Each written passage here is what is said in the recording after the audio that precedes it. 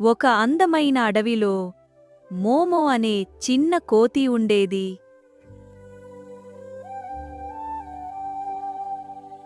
మోమో కనిపించిన ప్రతి అరటిపండును తన దగ్గరే దాచుకుంది.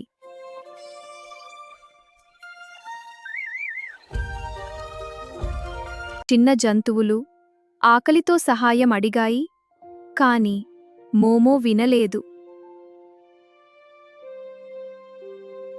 దురాశ పెరిగిన కొద్దీ ప్రమాదం దగ్గరపడింది.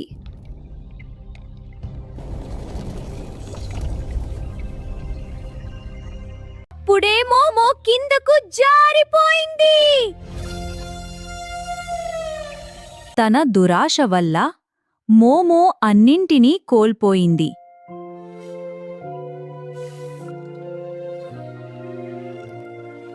కాని మంచి మనసున్న జంతువులు మోమోకు సహాయం చేశాయి. పంచుకోవడం వల్లే నిజమైన ఆనందం వస్తుందని మోమో తెలుసుకుంది.